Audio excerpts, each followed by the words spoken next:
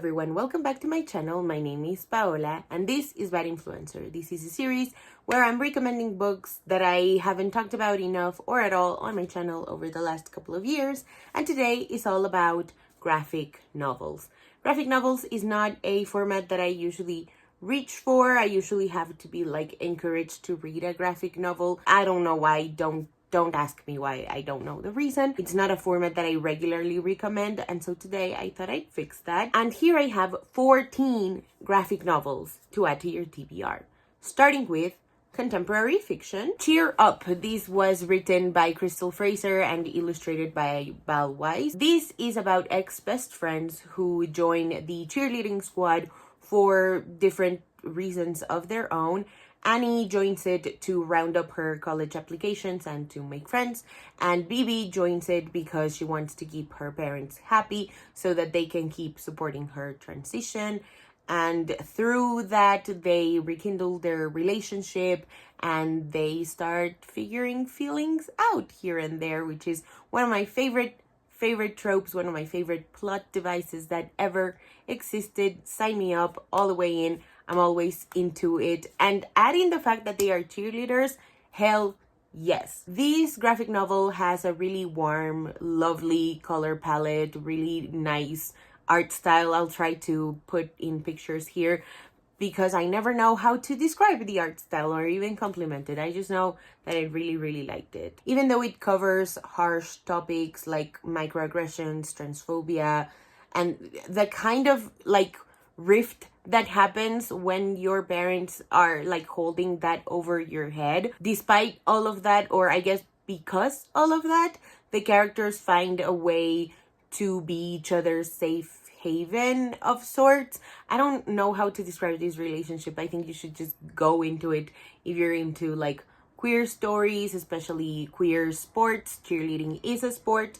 And yeah, I love this graphic novel. I hope you love it too. Laura Dean Keeps Breaking Up With Me. This is written by Mariko Tamaki and illustrated by Rosemary Valero Connell. I can't remember who exactly recommended this graphic novel, but I do remember it grabbing my attention because of the cover alone. So this is pretty self-explanatory. Laura Dean keeps breaking up with Freddie, and then one day Freddie decides that it's time to break up with Laura Dean herself.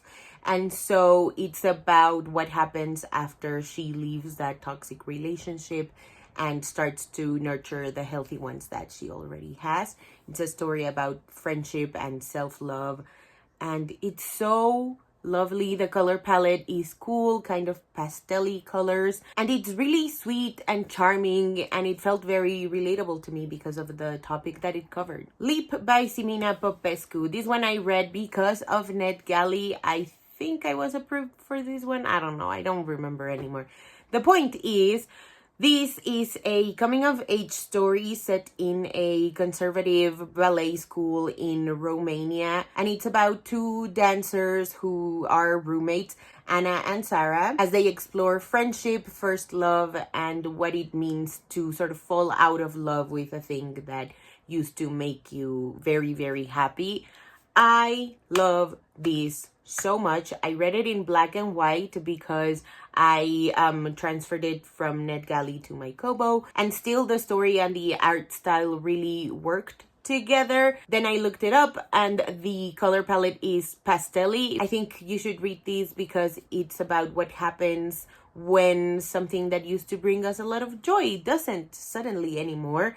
What it means to be in a true friendship where you are not, walking on eggshells around each other.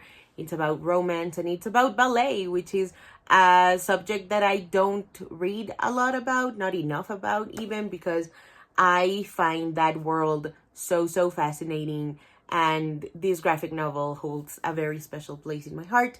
If you do decide to read it, please let me know and we can chat all about it, because I truly love this one so much. I love that the central theme is friendship, and you guys already know that that's the thing that I reach for most. The Huda F series by Huda family. This one I read because of Libro FM. Well, two things actually make me read this.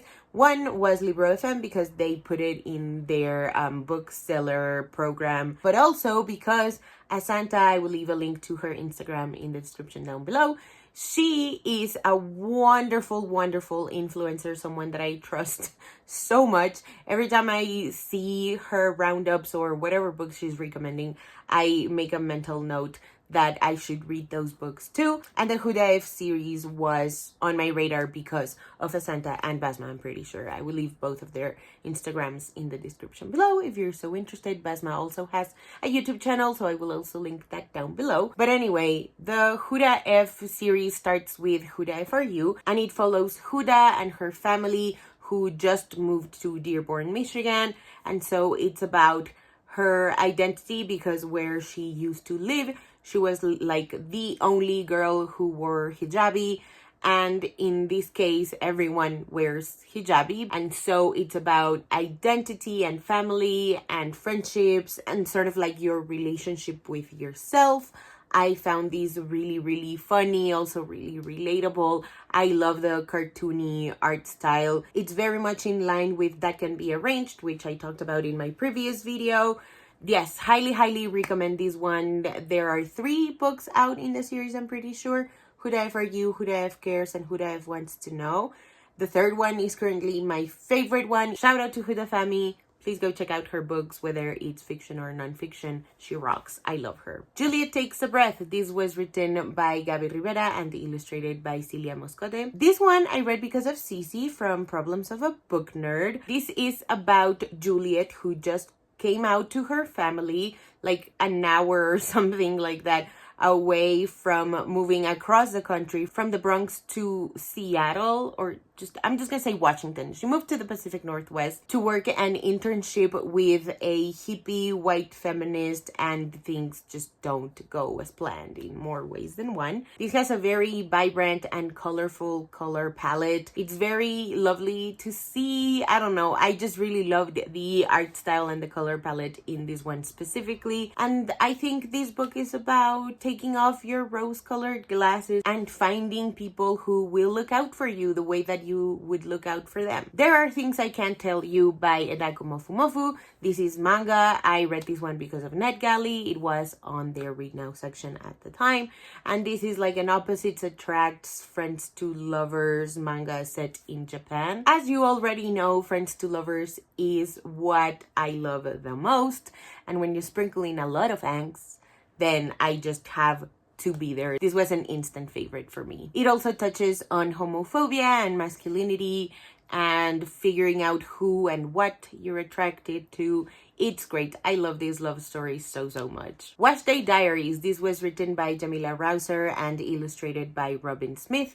This is a little bit of a collection of interconnected stories, and it features 4 best friends, Kim, Tanisha, Davine, and Cookie, as they navigate love, life in general, their own friendships with each other, and it's all through the thing that connects them, which is their hair care routine. This is about adult friendships, which is a topic that I don't read much about in books. It's about hair care, mental health, love, and relationships. It's about the ways we can show up for each other, especially as adults.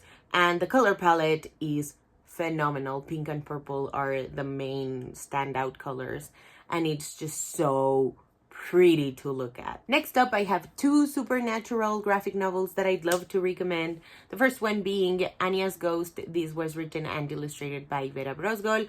I don't remember why I read this one, maybe read by Zoe. So this is about Anya, who falls in a well and she befriends a ghost, and the ghost starts to like follow her around and give her little tips on how to get the boy she likes to notice her and who she should be hanging out with. So it's obviously about how, you know, gullible and just vulnerable you can be as a teenager who is struggling to fit in. And I love this one. It's so creepy and perfect for Halloween. I know we are months and months away from Halloween, but you know, just, an early reminder, I guess. This has a black and white color palette that I think adds to how unsettling it can be. It's also about being a child of an immigrant and what it means to stand out in that way, and how it can be really awkward and annoying to try to fit in. It's about being a little angsty teen, and I love that so much. Please go check it out if you haven't already. The Kim Reaper duology by Sarah Graylee. This was so much fun. The first one is about Kim Reaper, who is a reaper of animal souls, but she really wants to upgrade. She wants the promotion. She wants to reap human souls next. And this girl, Becca, has a big crush on her. And one day she gets up the courage to ask her out, just as Kim is, setting up a portal to travel to where she has to reap the animal soul. And it all goes on from there. It's a sapphic supernatural love story. It's so fun, so lighthearted. So yeah, highly recommend this one if you're into vampires, if you're into sapphic love stories, and if you're into fun and funny stories featuring Grim Reapers. Next up, fantasy. First book that I want to recommend is called Zodiac Starfers. This was written by Kevin Panetta and illustrated by Paulina Ganucho. I hope I'm pronouncing that correctly. This one I do remember that I read because of Zoe from Read by Zoe, and it's about a group of teenage girls with magical powers who sort of gave an oath. Is that the right verb? Gave an oath? Whatever. So they made an oath to protect the earth from all evil, and then their leader gets infected by this deadly evil thing, and so the girls have to team up to save her and the earth from this evil thing. I think you should read this book because it's really fun. It's fast-paced. It feels like a teen movie from the early 2000s where it's just like girls being friends and there's like high stakes, but it's a really grounded plot. And the color palette is very colorful and vibrant. Faith Volume 1, written by Jody Hauser and illustrated by Francis Portela and Marguerite Sauvage. This one I'm pretty sure I caught it at some like Diversathon book sheet, spreadsheet type of thing. This one follows a fat superhero, Faith, who has a double life. She's kind of like Clark Kent and Superman in that way. By day, she is a BuzzFeed-like news reporter, like pop culture reporter, I'm pretty sure. And by night, she's patrolling the streets of her city to save it from bad guys. This one really looks and feels like an old comic book, superhero comic book story.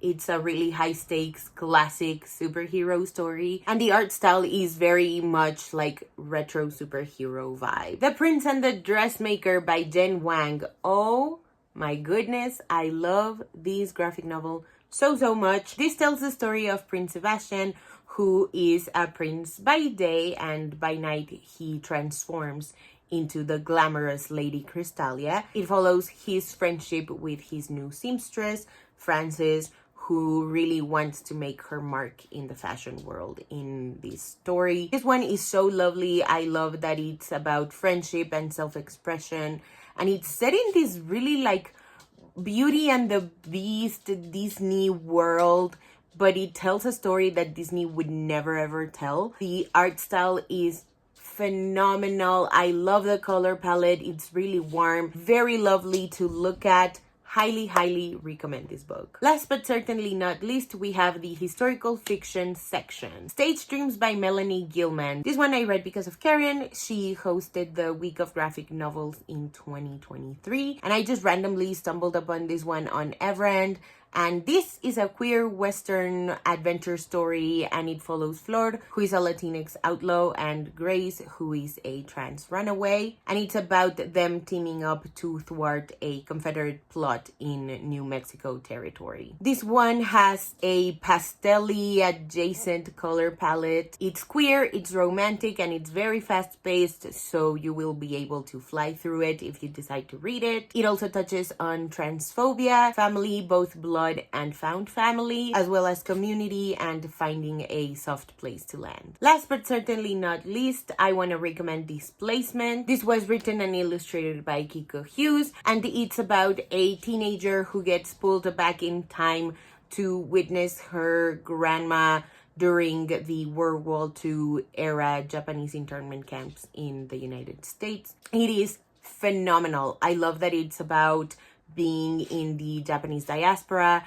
I love that it's about what it means to be marginalized and how that marginalization changes with time. I also love that it's about this like exploration of what we are willing to talk about and what we are willing to stay silent on because of very different, very valid reasons. I love this graphic novel so much. I remember it was being talked about widely back in the day when it first came out.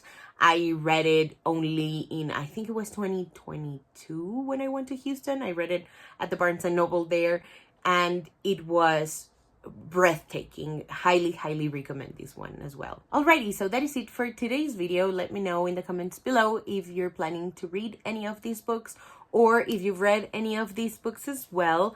And if you haven't already and you'd like to, go ahead and hit subscribe, and I'll see you in the next one. Bye!